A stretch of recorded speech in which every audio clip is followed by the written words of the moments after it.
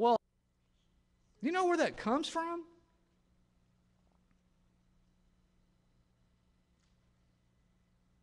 To give honor to the deity of wood. I'm sure most of us do not believe in the power of idols, or that you would believe in the power of a totem pole. Why would somebody knock on wood because you made a statement that you hope doesn't come true? You ever seen anybody spill salt and pick it up and throw it over their shoulder?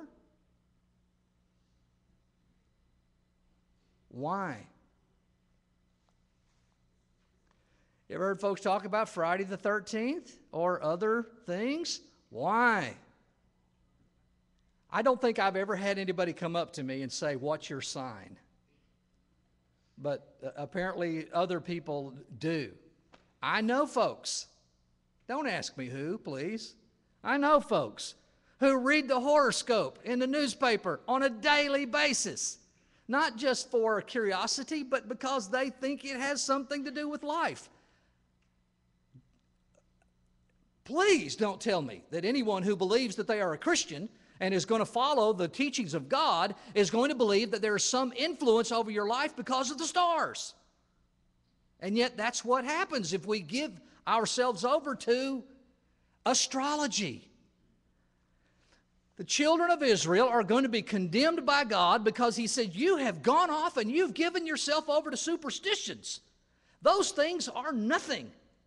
How could you even allow those thoughts to come into your mind? And God holds them responsible for it. He said, you've brought in all of your wealth, and now you're going to build up your armies, your horses and your chariots. We continue. Their land is full of horses. There is no end to their chariots. Their land is full of idols. They worship the work of their own hands, that which they've made with their own fingers. The people bow down, and each man humbles himself. And then the very last phrase of verse 9, don't forgive them. Hold them responsible. Bring the punishment to bear upon them for these things. We live in such a different time than the people of the Old Testament. And it's probably hard for us to appreciate the difficulty of where they lived. What passed for scientific knowledge or for understanding of the world around them at that time was so minimal compared with what we know. These people did not have the word gravity in their vocabulary. It meant nothing to them. They did not know the orbit of the planets. They did not know the composition of the sun.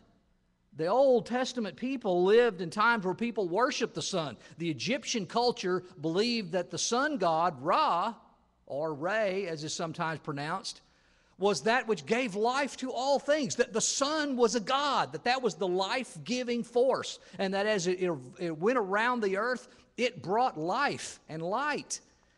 Jesus would say when He comes in the New Testament, I am the light and life of life, not the sun god. There's a play on words there. Jesus is the Son of God. But the folks who lived at these times, they did not understand God. They didn't understand where God was in life. On the subject of not forgiving, let me just give some real interesting passages. We don't have time to go read them. Nehemiah chapter 4, verse 5 has the first one about not forgiving. But let me give you a couple of other references you might like to go and look up. Nehemiah 4:5, Psalm 69, 27 and 8. Psalm 69, 27 and 8. Also Psalm 109, Psalm 109, 14. Psalm 109, 14. And one of my favorites, Jeremiah 18, 23. Jeremiah 18, 23, where Jeremiah, as he condemns Judah for what they've done to him, they've punished him as a prophet of God, and they've come after him. And as Jeremiah is pleading with God, he says, don't punish them while you're calm, punish them while you're angry. I want you to go after them while you're mad, so that you will really bring your wrath to bear on them. Well, there are times when all of us may feel like the others are getting away. This was one of the statements that both the psalmist and the writing of Ecclesiastes and Proverbs Why is it that we see the wicked prosper? Why is it that they look like they're doing okay and we have difficulties and troubles? Why shouldn't you punish them? And, of course, God did from time to time.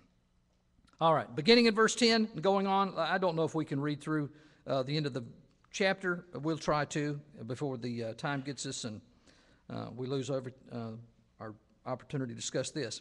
Enter into the rock and hide in the dust, for the terror of the Lord and the glory of his majesty. Beginning in verse 10 and down through verse 21, the day of the Lord and the wrath of God is coming.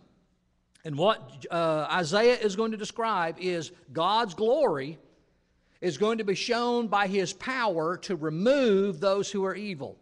And the humility of man is going to be shown in that you can't do anything about it.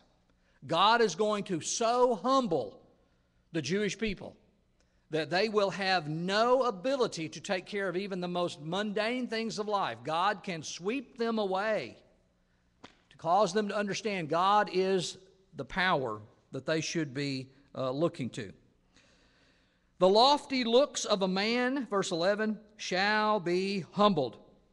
The haughtiness of men shall be bowed down, and the Lord alone shall be exalted in that day. For the day of the Lord of hosts shall come upon everything proud and lofty, upon everything lifted up, and it shall be brought low.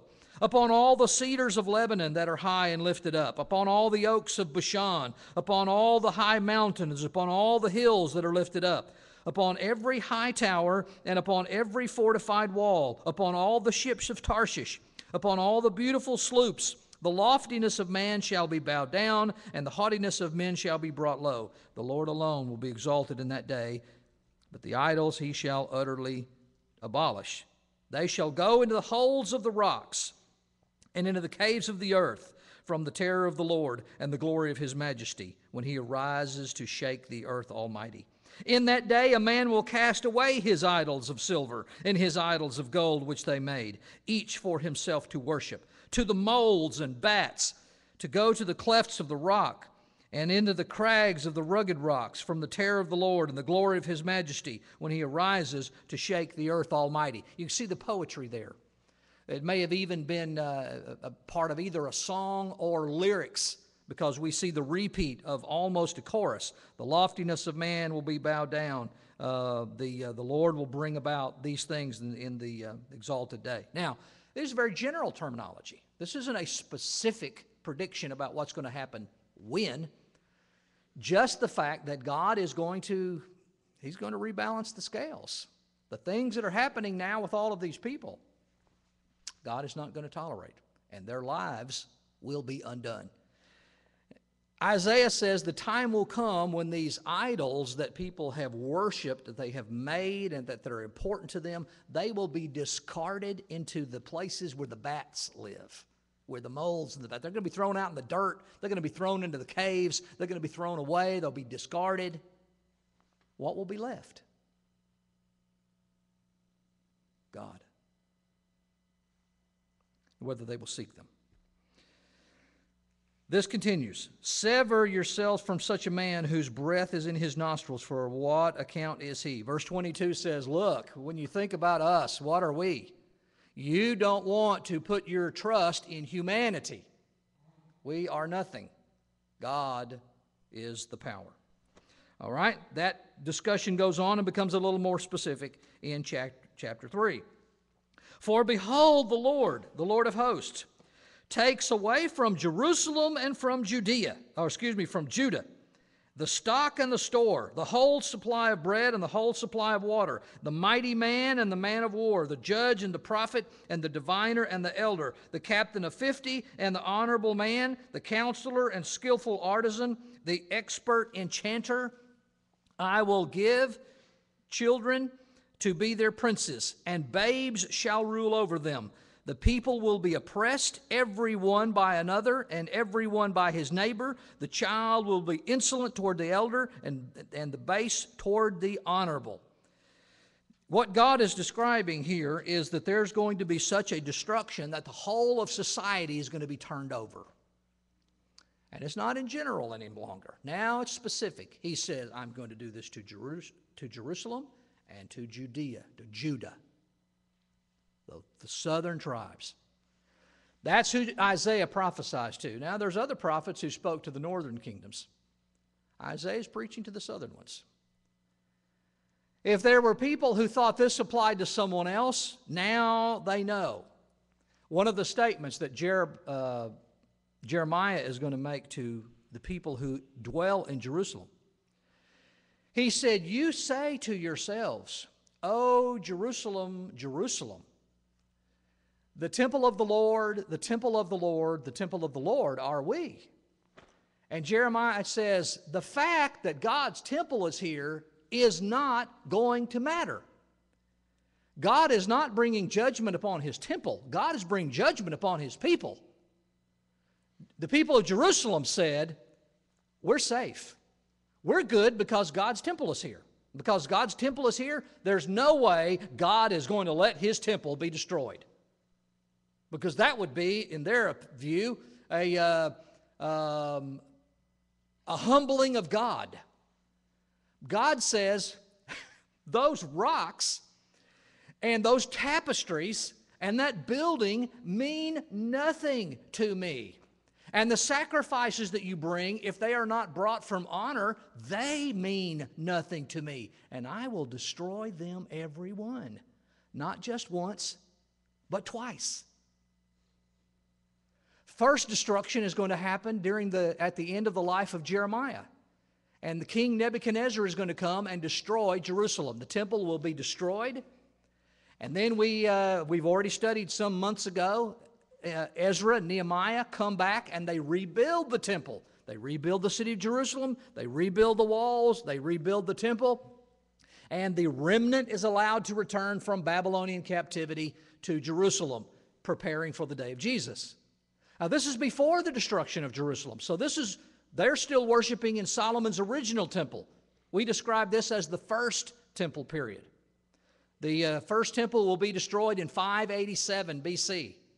Samaria will be carried away in 722 BC by the Assyrians. Babylon will come over in 587 and take out Jerusalem. Some of them will return about 500 BC, and then we have the 400-year period of the intertestamental period before the coming of the Lord. In that period of time, Herod the Great will be raised up. About 37 BC, he will begin building the temple, and the temple will begin to be rebuilt. So that by the time Jesus is alive, the temple has now been rebuilt. It's beautiful, even more beautiful than it was in Solomon's day. And you remember the discussion that Jesus had with His disciples. The disciples were looking down from the Mount Moriah, the Mount of Olives, where you look down on the temple. And they said, look at the temple. Isn't it gorgeous? Herod the Great's been working on this, and it's beautiful and it's wonderful. And Jesus says, yeah, but the time is coming when there's not going to be one stone left standing on another. It's going to be completely destroyed. And the disciples say, when? When is all that going to happen? Well, in AD 70, the commander Titus of the Roman Empire would come and they would destroy Jerusalem. The people of Judea and Judah had risen up against the Roman Empire about AD 66 in a rebellion against Rome.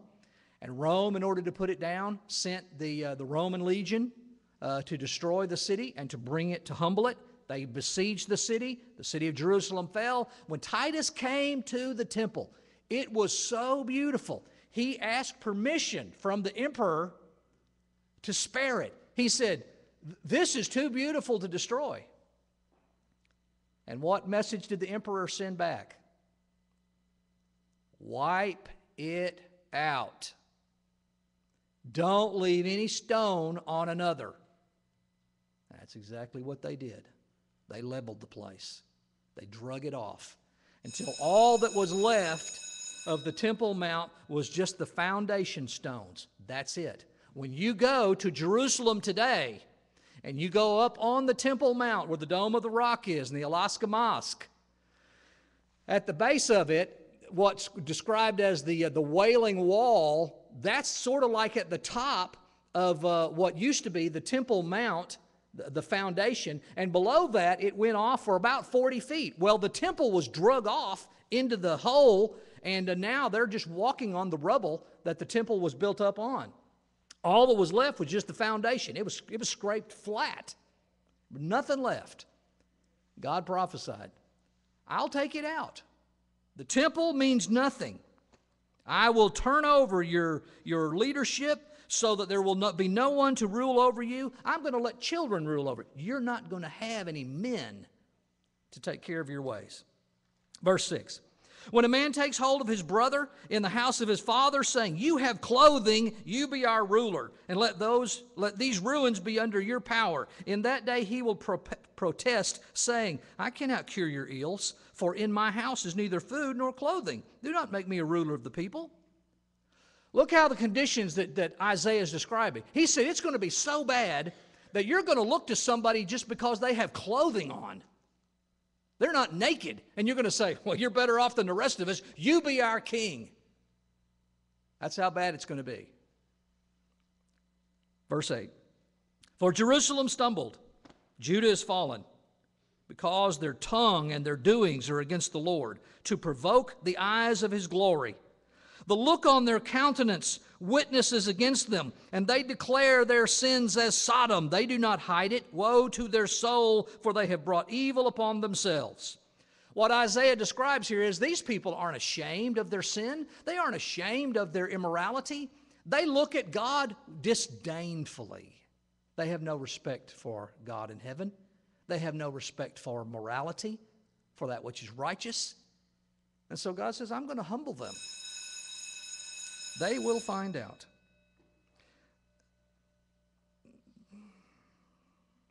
Let me read the next 3 verses.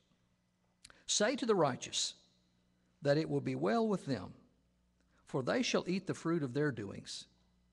But woe to the wicked, it shall be ill with him, for the reward of his hands shall be given him. As for my people, children are their oppressors, and women will rule over them. O my people, those who lead you cause you to err, and destroy the way of your paths. There are so many references that we could make use of, but time's not going to allow us to continue that. We'll put a mark there and pick up next week with this verse 13. There's a very short section here regarding the men, and then in verse 16 we'll begin the discussion of the women. Thank you very much for your attention, and Lord willing, we'll continue there next week. Thank you.